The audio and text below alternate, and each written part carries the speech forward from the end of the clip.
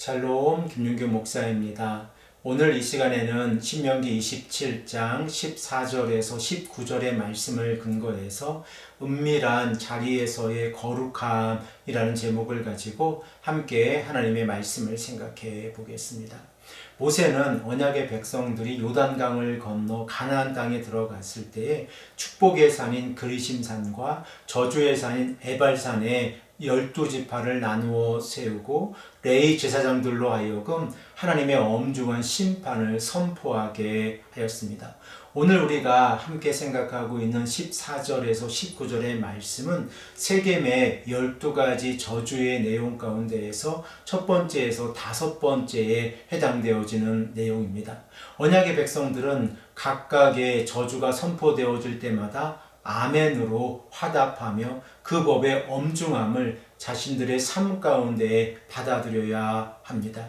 이 의식을 통하여 모세는 언약의 백성들이 거룩한 경계선을 올바르게 세우고 하나님 앞에서 말씀에 순종하기를 다시 한번 강조하고 있습니다. 모세가 이스라엘 백성들에게 가르치고 있는 가장 첫 번째 내용은 우상 숭배와 관련된 내용입니다. 우리 다 함께 본문 14절에서 15절의 말씀을 함께 읽겠습니다. 레위 사람은 큰 소리로 이스라엘 모든 사람에게 말하여 이르기를 장색의 손으로 조각하거나 부어 만든 우상은 여호와께 가증하니 그것을 만들어 은밀히 세우는 자는 저주를 받을 것이라 할 것이요 모든 백성은 응답하여 말하되 아멘 할지니라. 특별히 우리가 14절에서 15절의 말씀 가운데에서 우상 숭배에 관한 내용 가운데에서 은밀히라는 이 단어에 집중해야 합니다.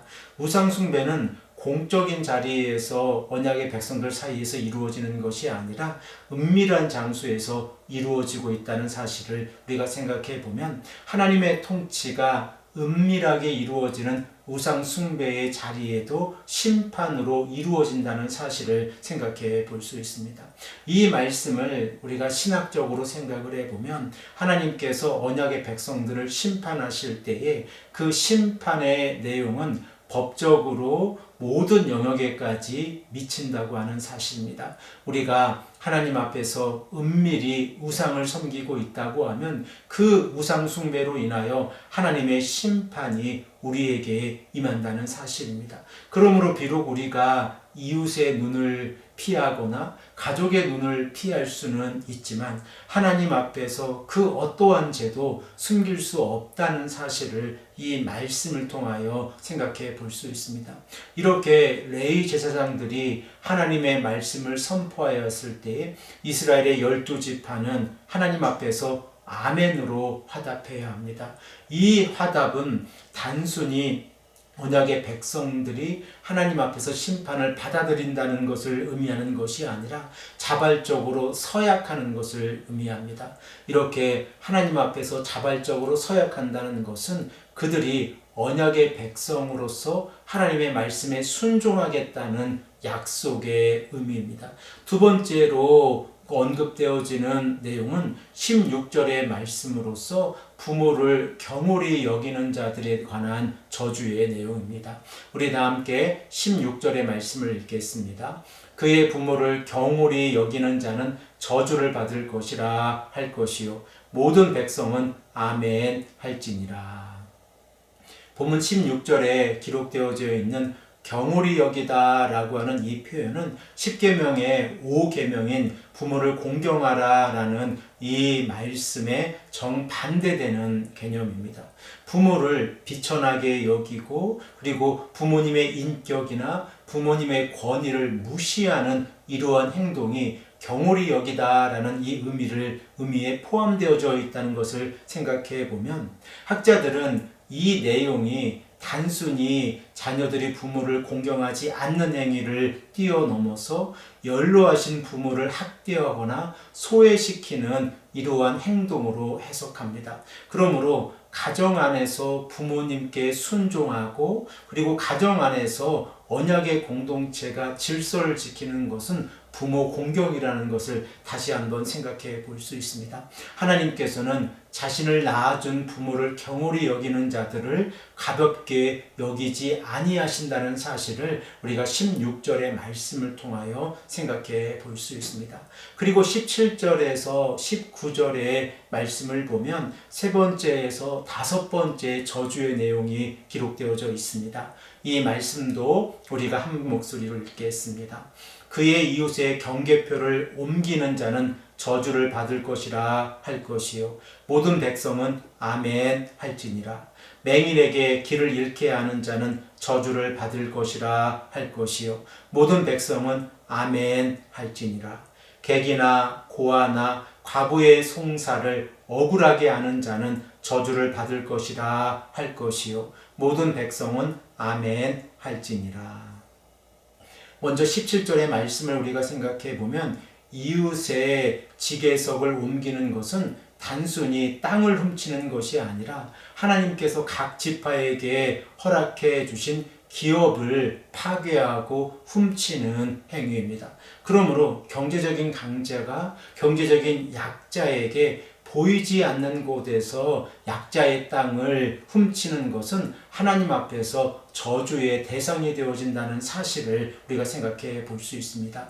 그 이유가 무엇입니까? 경제적인 강자가 탐식으로 인하여 경제적인 약자의 땅을 훔치기 때문에 그렇습니다. 그러므로 17절에서 경계석을 옮기는 자는 하나님 앞에서 저주를 받게 되어집니다. 18절의 말씀을 보면 시각장애인을 잘못된 길로 인도하는 것이 하나님 앞에서 저주의 대상이 되어진다라고 말씀을 하고 있습니다.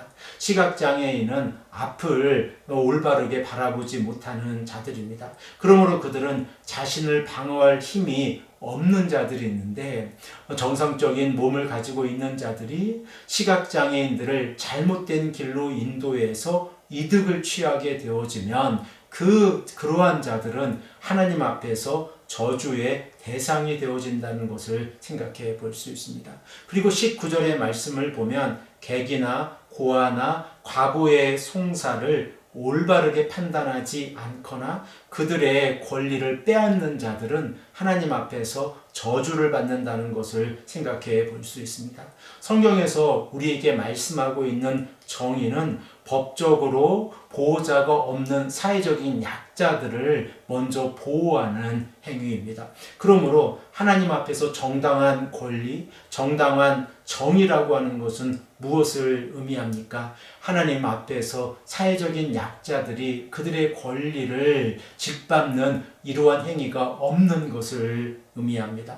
사랑하는 성도 여러분, 이 모든 행위들이 하나님 앞에서 저주의 대상이 되어지고 언약의 백성들이 하나님 앞에서 아멘으로 화답한다고 하면 그들은 하나님 앞에서 올바른 길을 걸어가야 합니다. 사랑하는 성도 여러분, 오늘 우리는 이 말씀을 통하여 두 가지 의미를 생각해 볼 수 있습니다. 가장 먼저 하나님 앞에서 정직해야 합니다. 아무리 은밀한 장소에서 하나님 앞에서 죄를 짓는다고 할지라도 그 죄는 하나님 앞에서 드러나게 되어 있습니다. 우리가 하나님 앞에서 정직한다고 하는 것은 우리의 삶과 우리의 행함이 믿음과 일치하는 삶을 의미합니다. 우리의 삶이 우리 자신을 지키고 우리의 믿음이 우리의 삶 가운데에서 드러나기를 간절히 소망합니다.